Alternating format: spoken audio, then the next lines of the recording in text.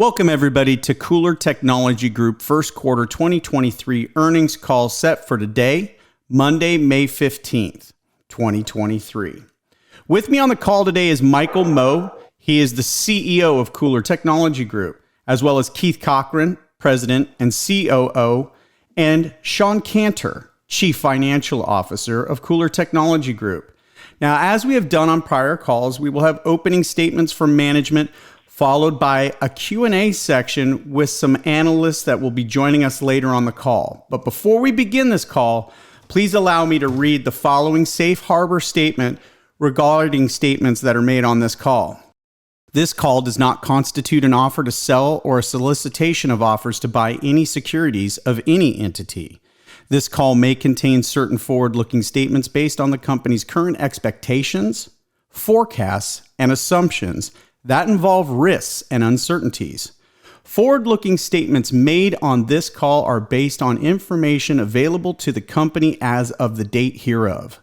KULR's actual results may differ materially from those stated or implied in such forward-looking statements due to risks and uncertainties associated with their business, which include the risk factors disclosed in their Form 10-K filed with the Securities and Exchange Commission on March 28, 2023. Forward-looking statements include statements regarding their expectations, beliefs, intentions, or strategies regarding the future and can be identified by forward-looking words such as anticipate, believe, could, estimate, expect, intend, may, should, and would, or similar words. All forecasts are provided by management on this call are based on information available at this time, and management expects that internal projections and expectations may change over time. In addition, the forecasts are entirely on management's best estimate of their future financial performance given their current contracts, current backlog of opportunities, and conversations with new and existing customers about their products and services.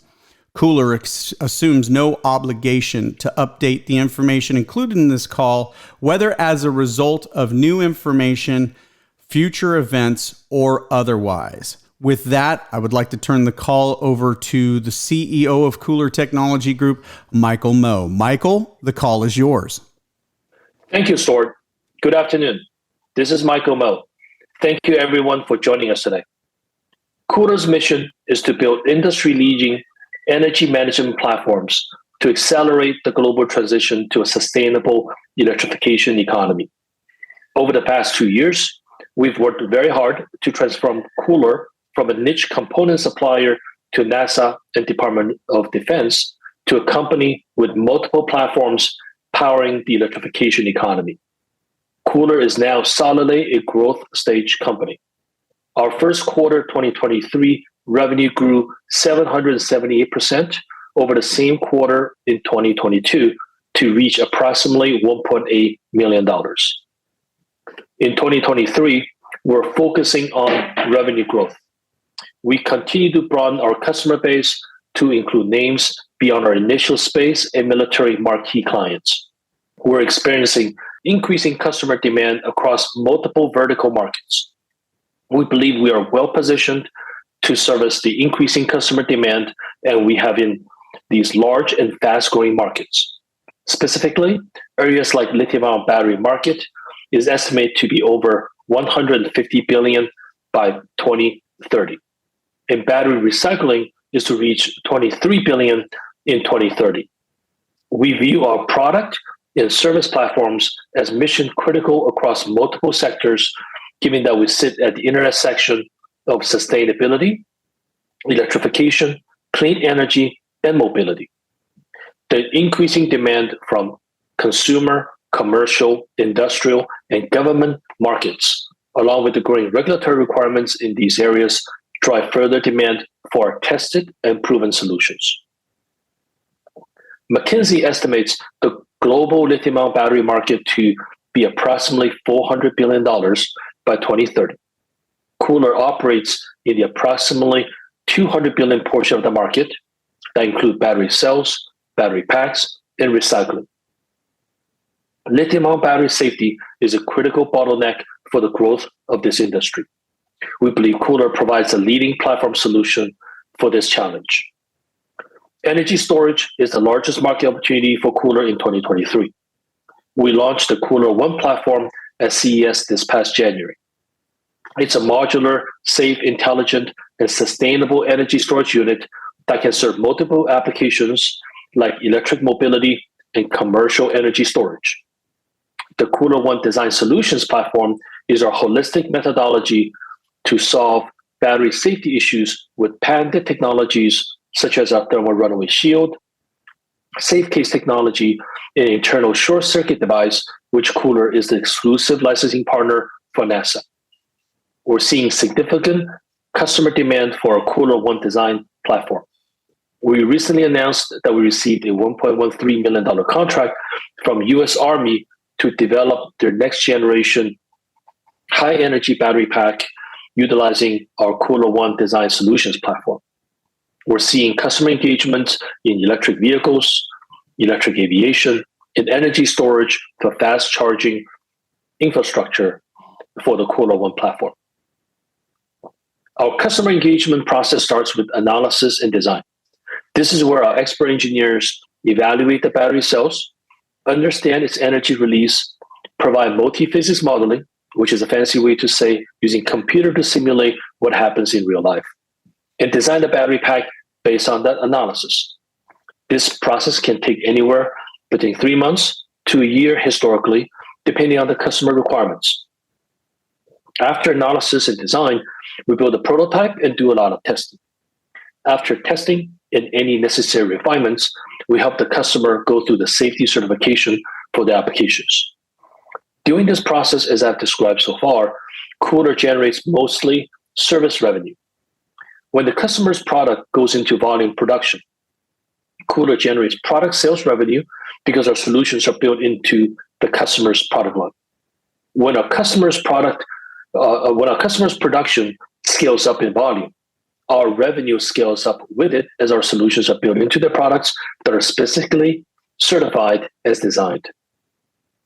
We anticipate that with increasing customer wins, our KULR One Design Solutions platform will be able to shorten the cycle time from design to manufacturing.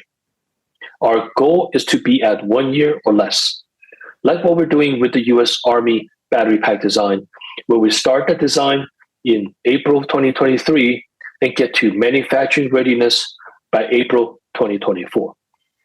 We think we can get there accelerating both our customers' return on investment and our product sales ramp. Next, Keith Cochran, our President and Chief Operating Officer, will provide operational updates. Keith? Hello, everyone, and thank you for attending our Q1 23 earnings call. I am pleased to report highlights from our operations. In Q1, our operations expanded to Webster and San Leon, Texas. Our Webster facility is the center of excellence for our KULR One battery design services.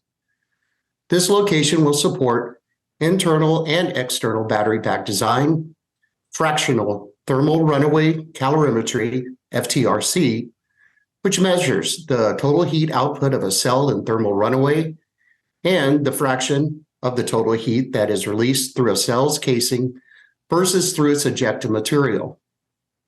This testing is crucial to understanding a cell's thermal event properties, so proper protections are designed into a battery pack. And we also do bomb calorimetry, which measures the thermal and gas characteristics in a cell thermal runaway. The facility is conveniently located to our customers near Houston, is close to a major international airport, and being in the middle of the country allows for short trips from our US-based customers who want to visit our facility. Our San Leon facility is established to execute destructive testing for internal and external lithium-ion battery pack designs. Our testing facilities are modular and portable if needed. We will continue to expand our capacity as demand continues to increase. At present, we have significant backlog and expect further expansion of capacity in Q4 23. I am also excited to share KULR has now deployed the only fully automated battery cell inspection and test system performing to NASA Work Instruction 37. This standard, which is the highest battery testing standard for NASA, is required for all manned flight missions. The system went live in Q1 to deliver fully tested and traceable cells to NASA, Department of Defense, and eVTOL, electrical, vertical takeoff and landing customers. Further, we have received and executed our first NASA Johnson Space Center order for this advanced testing. We believe this exacting standard may also be adopted for eVTOLs acting as human taxis in the future. Again, we stand as the only fully automated inspection and testing option capable of meeting the standard. KULR designed the system as modular, such that we can be flexible with capacity and mix.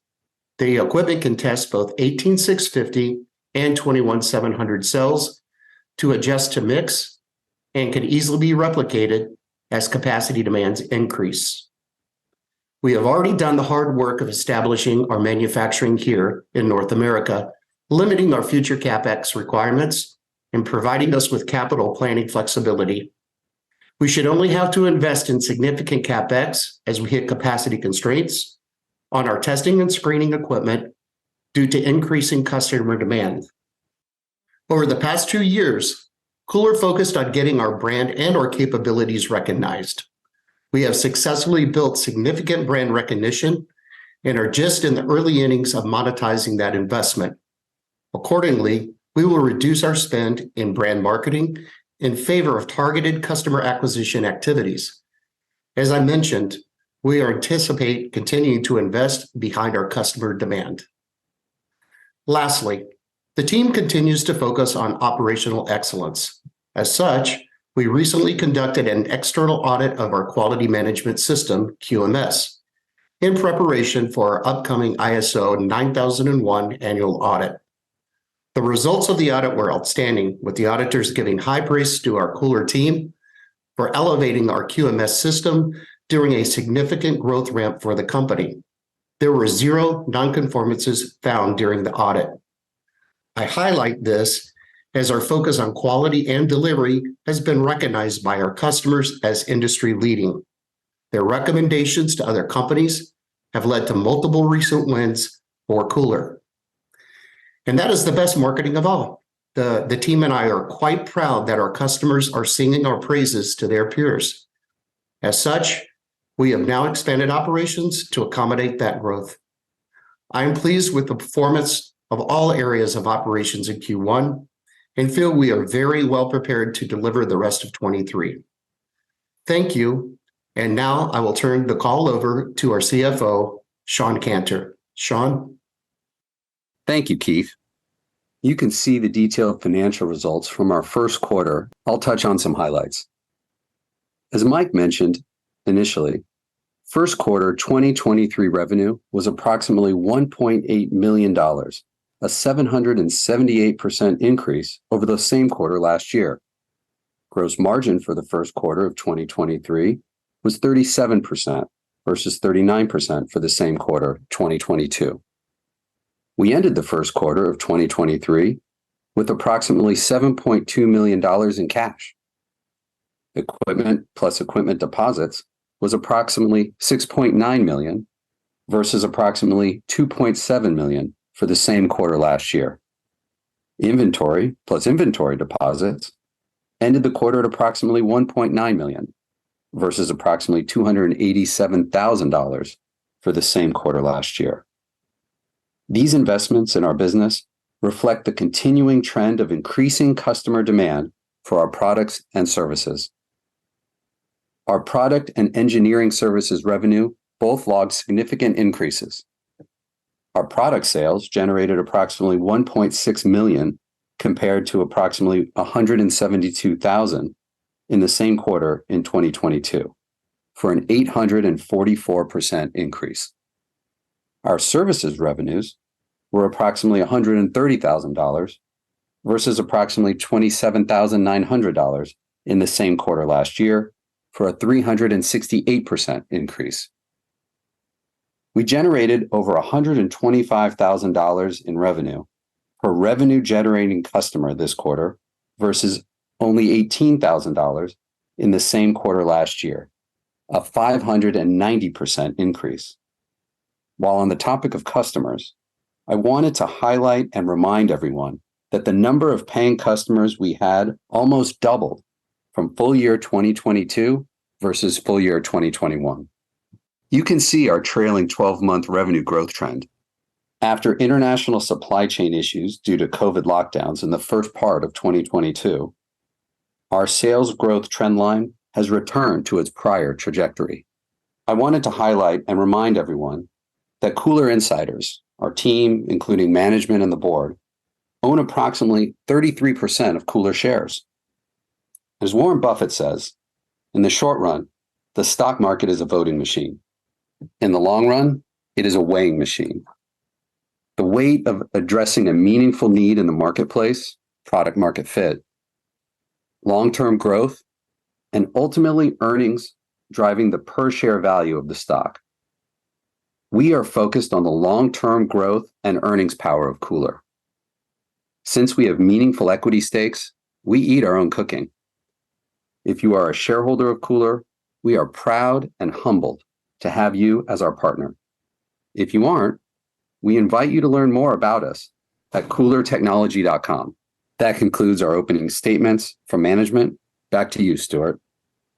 All right. Thank you, Shawn, and thank you, Keith, as well as you, Michael, for your opening statements. Let's now open up the Q&A portion of this call. We're going to start with Alliance Global Partners Managing Director and Senior Research Analyst, Jake Sekelsky. Jake, are you there? The call is yours. Hey, Michael and team. Thanks for taking my questions. Hi, Jake. So just starting with the new R&D center in Texas, I'm just curious, is this going to be a location for prototyping across the product portfolio, or is it more geared for specific products and customers? Yeah, I'll go ahead and take that one, Jake. So the facility will be primarily designed for prototype. So we'll do our K1 development there, and we'll do initial pack testing at that facility.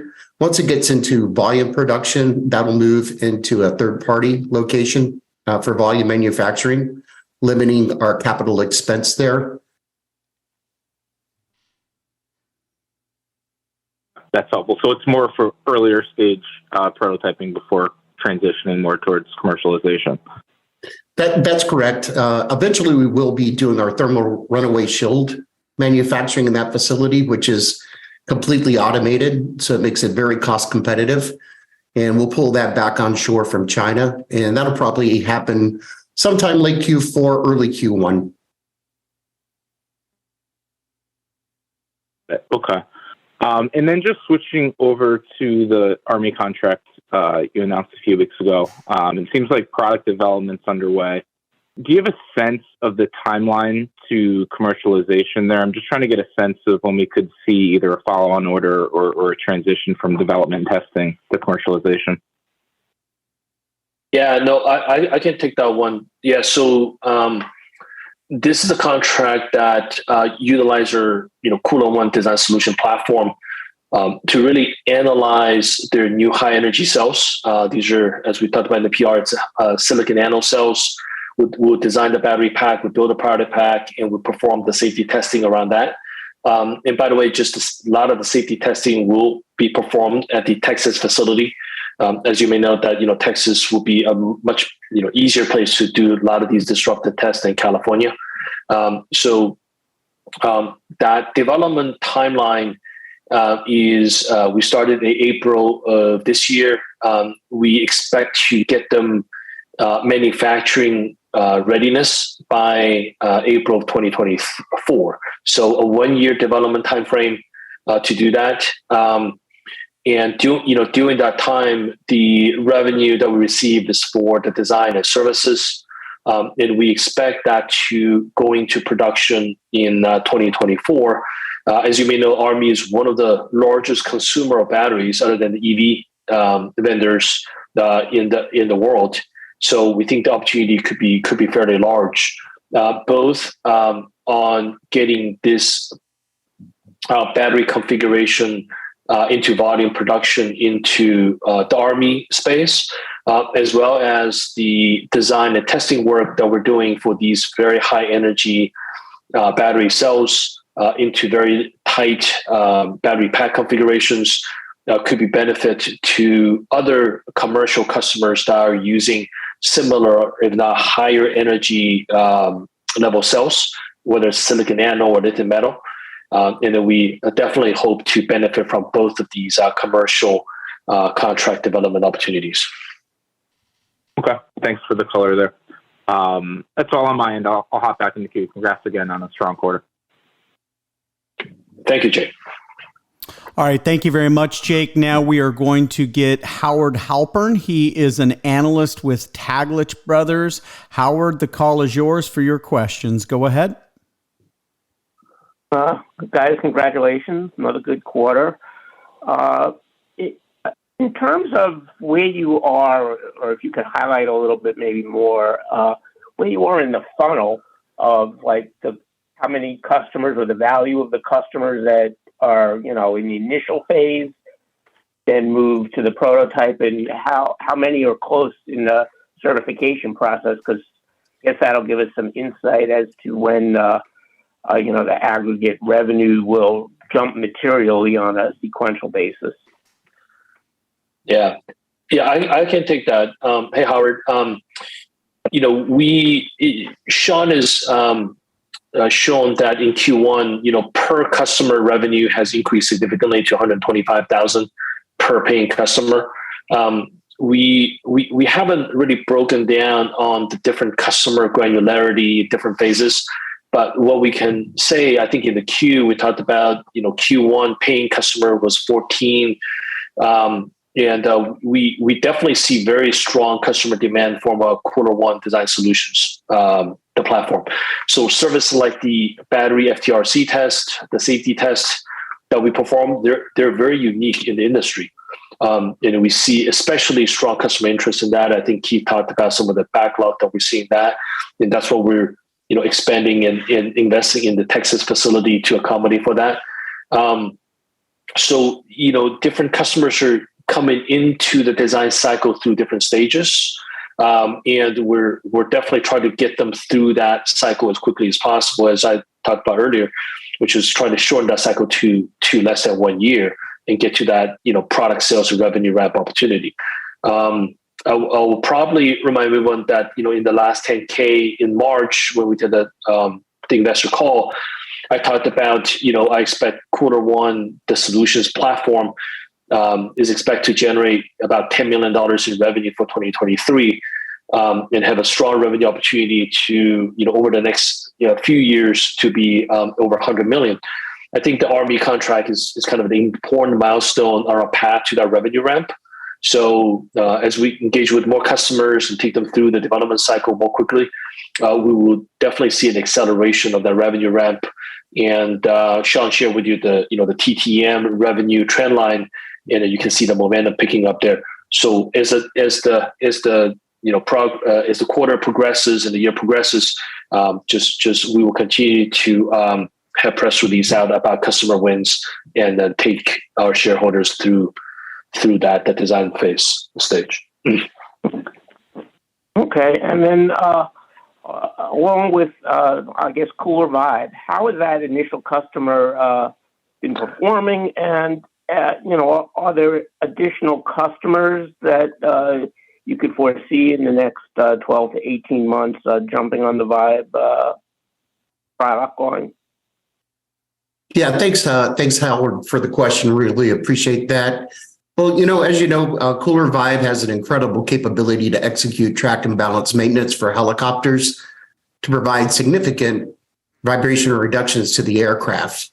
And, just as a little bit of an education there, vibrations are measured in inches per square per second in the vertical, horizontal, and lateral planes, with most helicopters considered operational up to 0.2 IPS. And while this is technically acceptable, the level of vibration is still damaging to parts and pilots. And so our KULR Vibe results are typically in the 0.0x IPS range with minimal adjustments compared to our competition. And this leads to an aircraft that's significantly more stable and causes less wear on the mechanical components while reducing fatigue on the pilots. And the results are reduced maintenance and increased flight readiness for the aircraft. So you can imagine there's a lot of demand and support behind this. We had a tremendous response at CES, and it's led to numerous engagements for us. I think coming out of the show, we were a little surprised by the number of drone and eVTOL companies that are struggling with vibration in their new designs. Well, they need a solution that can address vibrations without complete redesign of their aircraft. As such, we've been asked not to only provide a software solution for these vibration issues. We have engaged customers right now that want a hardware and sensor package as well. And we've added additional resources to the Vibe team to complete the development of hardware solutions. Soon, we'll be able to provide a one-stop, complete solution set to our growing customer demands. So we're very excited about this. And I would just say, lastly, we continue to work with the Department of Defense customers as well as the National Guard. The response from them continues to be super positive. It's taken just a little bit longer to get into their budgets than we originally anticipated, but we still believe we're well positioned to land a branch of the United States Armed Forces in the next few months. So, we're excited where we are. We think we're close to landing a few more customers. So hopefully that addresses your question. Okay. Yep, it does. And thanks, and keep up the great work, guys. Thanks a lot, Howard. All right. Thank you, Howard. Any further questions?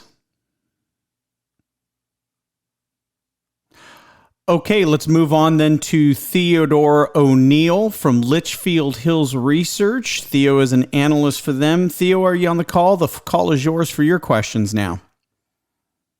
Thank you very much. So, guys, you recently won a contract to test 18650 cells for NASA. I'm assuming this is a type of safety test, and if so, is there really a way to predict failure or catastrophic failure? Yeah. Hey, Theo. So, this is a contract to screen cells for the NASA based under NASA Work Instruction 37 standard, which is really to thoroughly screen the cells based on their, mechanical and electrical characteristics. As we have discussed in the call, we believe this is the only automated screening line to perform this task for NASA. Prior to this, they were doing the screening manually. So, as you can imagine, our process provides a much, much more consistent and reliable result. And also, more importantly, it provides much more data on the screen results, automatically. And this is a huge benefit for NASA and our other customers.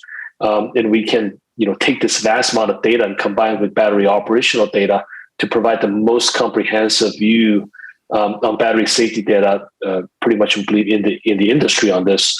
And this whole solution combination is another very important building block for KULR One Design Solutions platform to provide more intelligence to our customers about the state of health of the battery through its lifetime.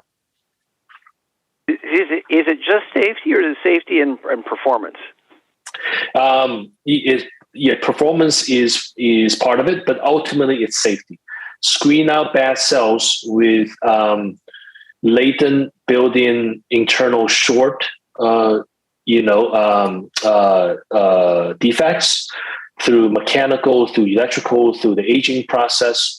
It's a very complex and very engaged process. I think performed over 15 months on these cells. Okay. You also recently won a contract with the Army to develop a safe, high-energy battery platform, which you talked about here in the call. Is this also about testing for safety and selecting safer cells? And what's the significance of these batteries using a silicon anode? So this is definitely, using the KULR One Design Solution platform to analyze silicon anode cells. Silicon anode packs a lot more energy per battery cell. so that the Army can get more energy out of the limited space they put the battery pack into for their applications. The challenge is that the more energy you pack in, it means that the more dynamic the behavior when the battery goes into thermal runaway. In other words, it's a lot more violent. So for these mission critical, applications for Army, that safety is obviously critical importance. So now they're relying on KULR One they rely on KULR to go through this KULR One design methodology to devise the safest battery pack for them. That's really the significance of this. In terms of the size of the business, I think Army is one of the largest consumer of batteries, and once this platform gets mature, gets proven out, I think there's a huge opportunity for us. Okay, thank you very much, Michael. Yeah, thanks, Tim. All right. Well, if there are no further questions from Howard, Theo, or Jake, Tom, I'll let you take them off mute just in case there are. As a reminder, analysts joining the call, if you'd like to ask a question at this time before closing, you may press *1 on your telephone keypad to ask any final questions. Once again, analysts, if join the call, if you would like to press *1, if you have any final questions, please do so at this time. Stuart, there are no further questions at this time. Excellent. Thank you, Thomas. Well, once again, I want to thank the management team, and I know they would like to extend their thanks and gratitude to all the shareholders and investors that have joined us here today. That concludes our phone call. Thank you, Tom. You may disconnect your phone lines at this time and have a wonderful day. Thank you once again for your participation.